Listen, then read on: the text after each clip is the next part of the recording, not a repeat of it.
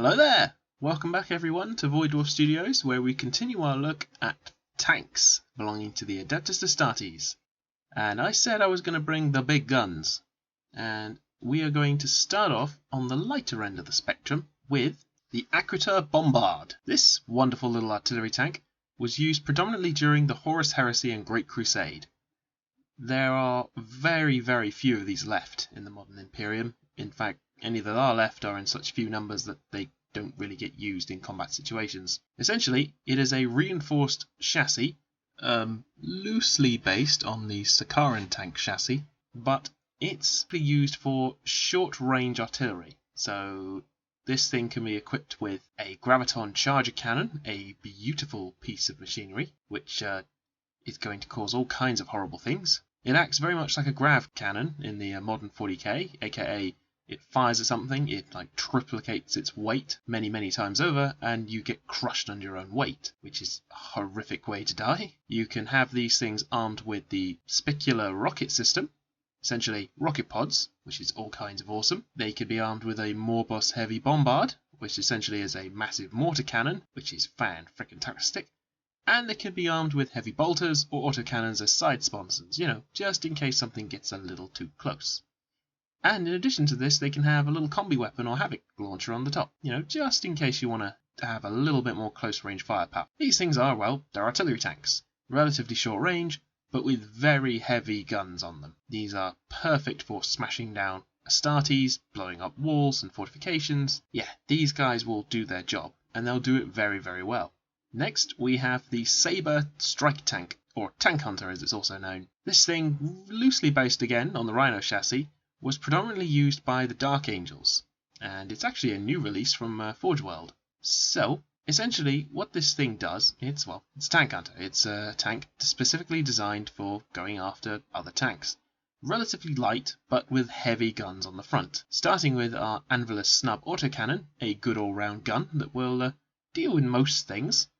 You move up a little bit to the Neutron Blaster, which is a heavy tank killer, and then you have the Volkite Saker, which essentially is for destroying heavy infantry and, shredding lighter tanks. The way it works is it's essentially a maximized particle beam cannon, so really high speed shots, but not as powerful as its other cousins.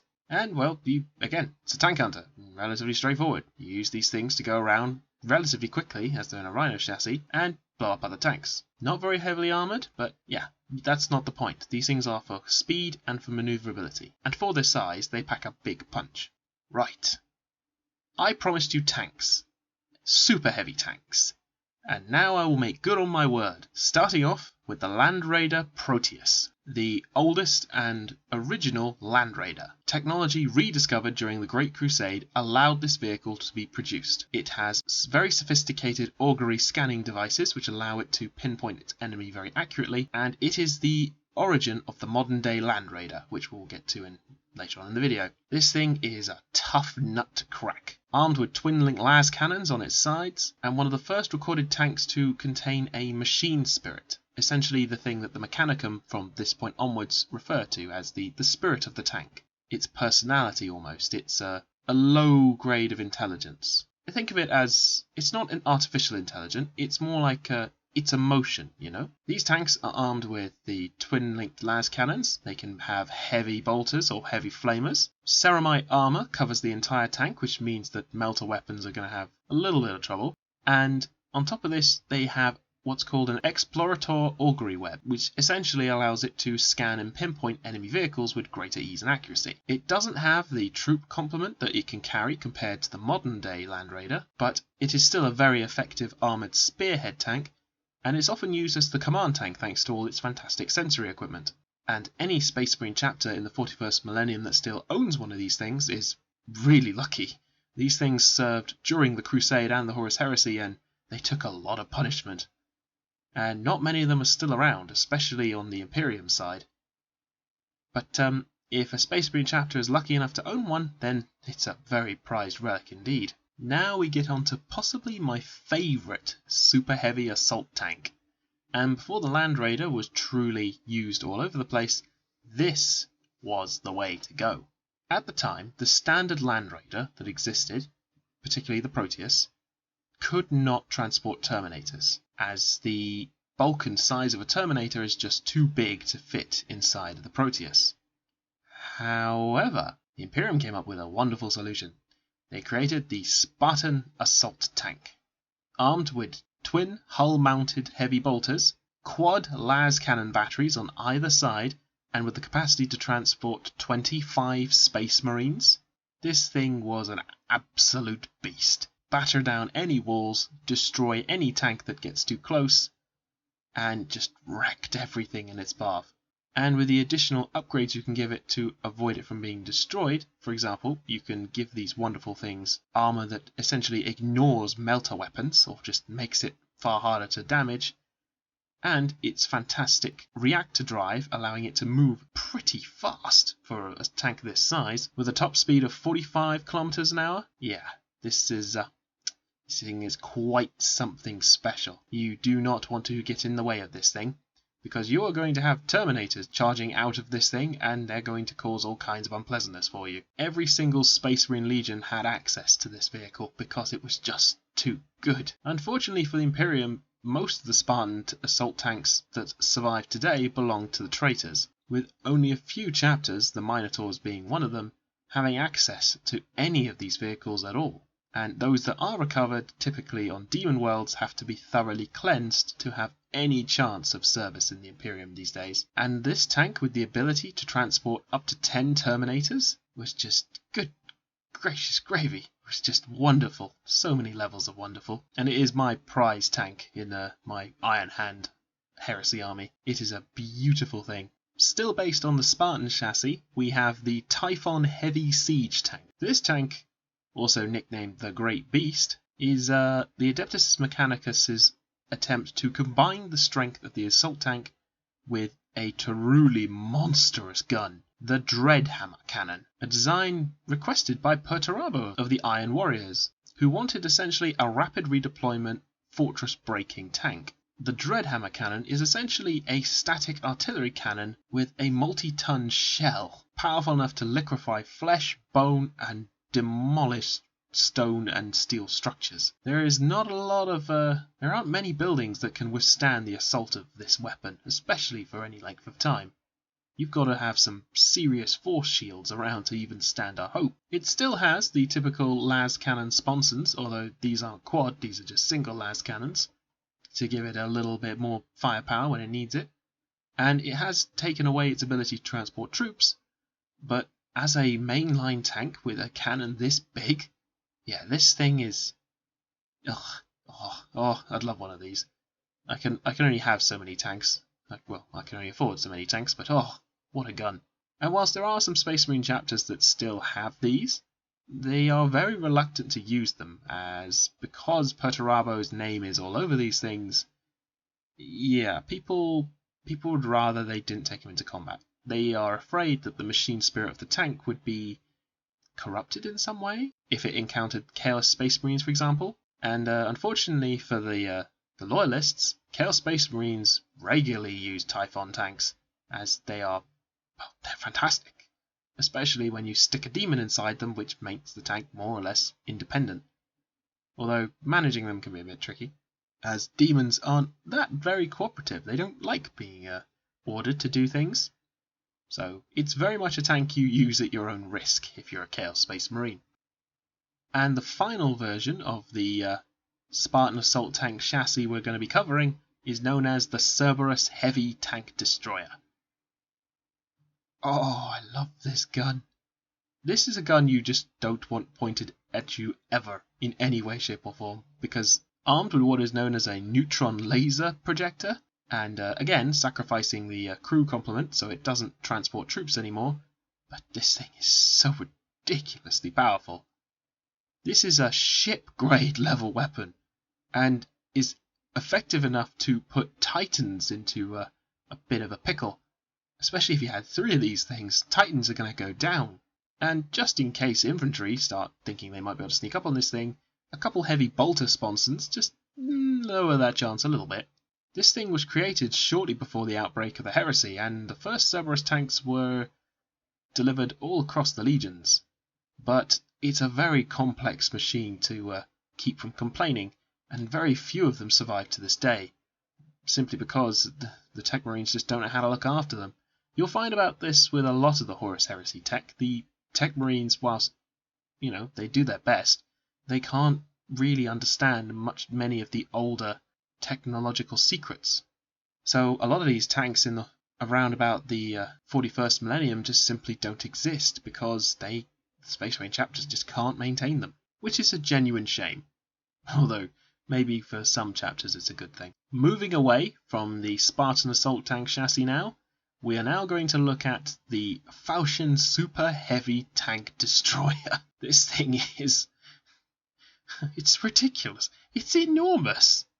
This is truly a super heavy tank. You will find that the Fellblade and Shadow Sword are equally heavy tanks in this regard, but I'm not really going to include them in here, as whilst during the Horus Heresy and Great Crusade they were used, Space Marine chapters in the 41st millennium do not keep any of these tanks, and frankly this tank doesn't really exist in the 41st millennium either, as when splitting up the legions these tanks got moved over to the Imperial Guard, or at least the Fellblade and Shadow Sword certainly did. This one, however, I mention purely because of its absolute ludicrous gun, the Volcano Cannon, a twin-mounted volcano cannon.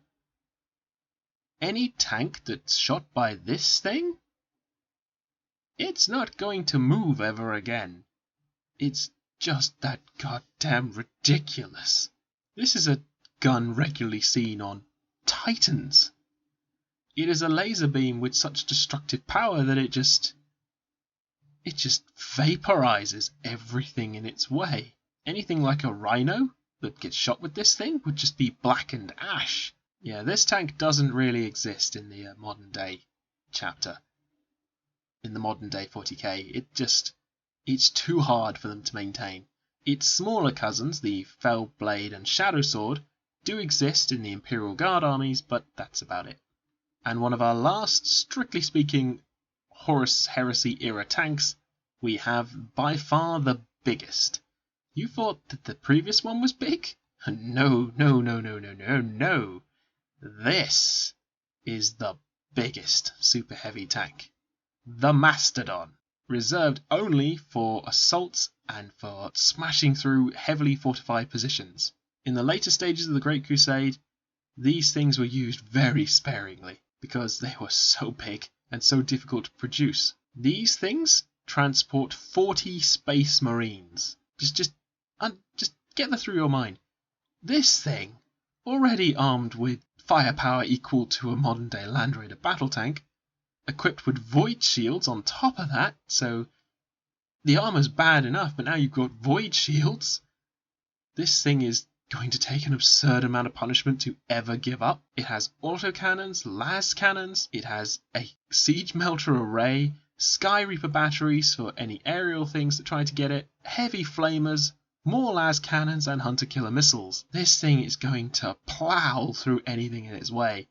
And then 40 Space Marines are going to run down the ramp and cause all kinds of chaos.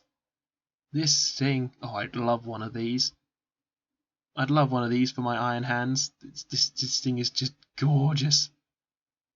And no, this thing does not exist, really, in the 41st millennium. So few of them were made that it just wasn't used that often.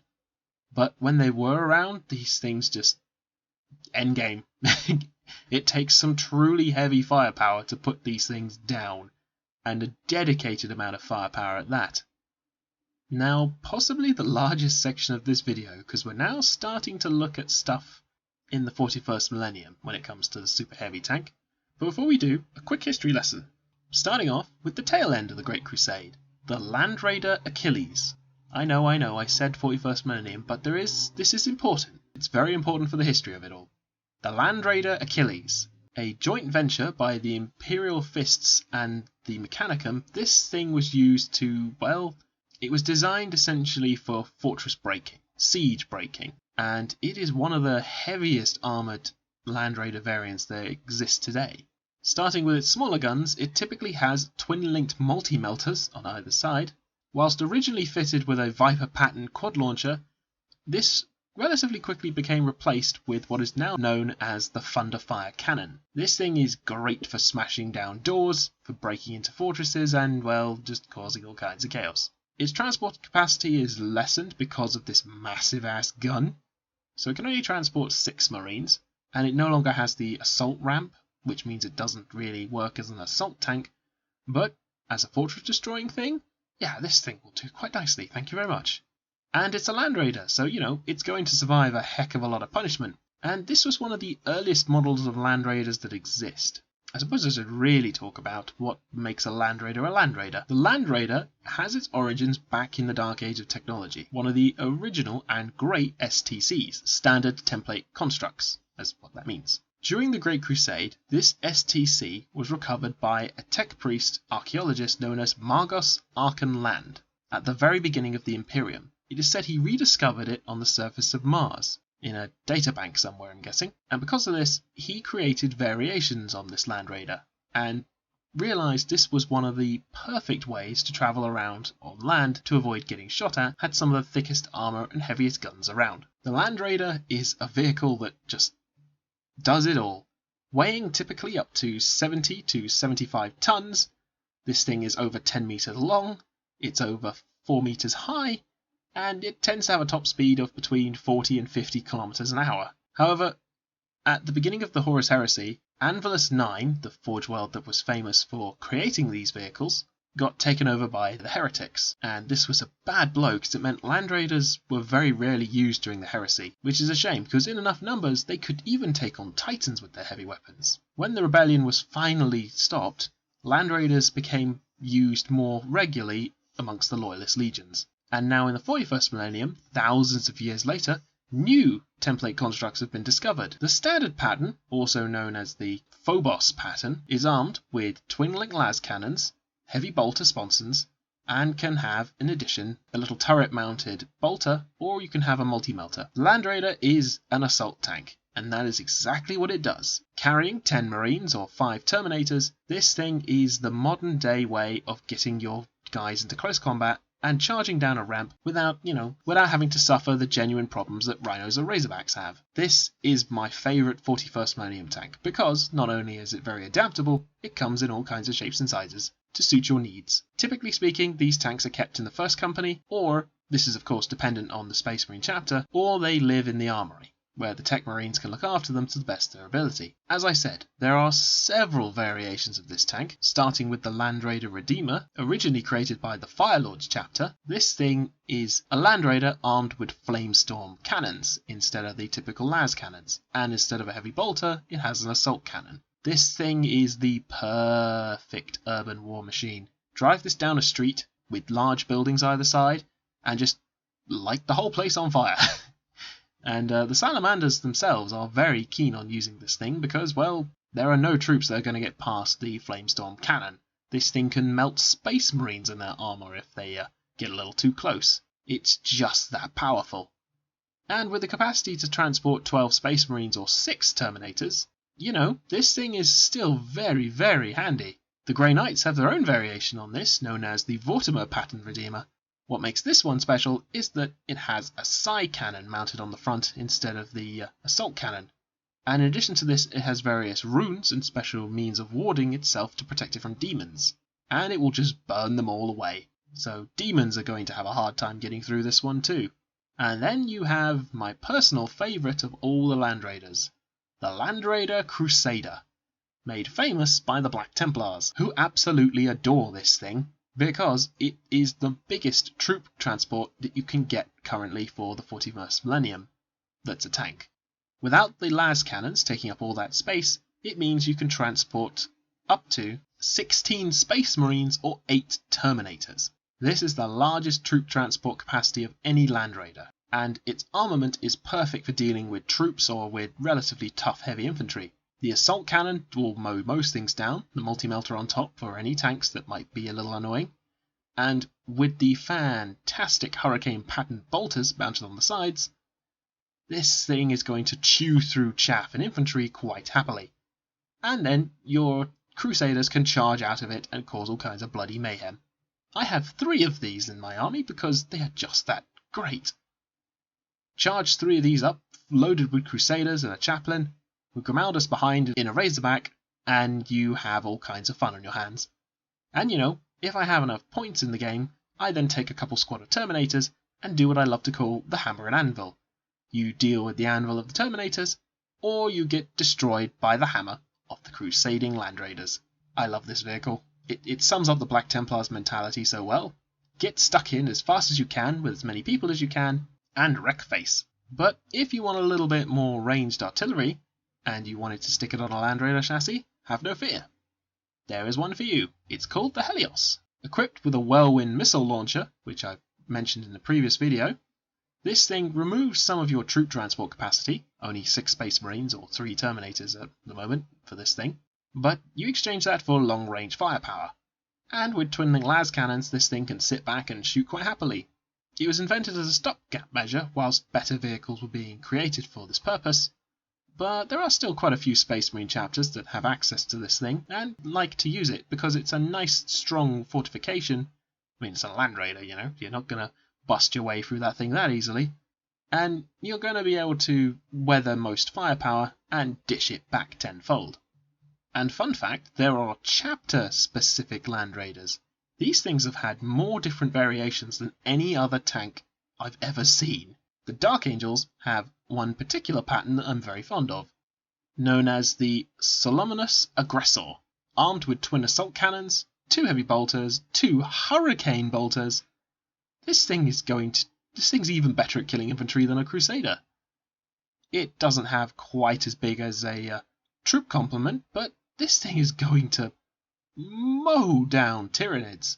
Just don't even bother, Tyranid player. Just stay the hell away from this thing, especially with your poor little Termagants. This thing's going to absolutely chew through them.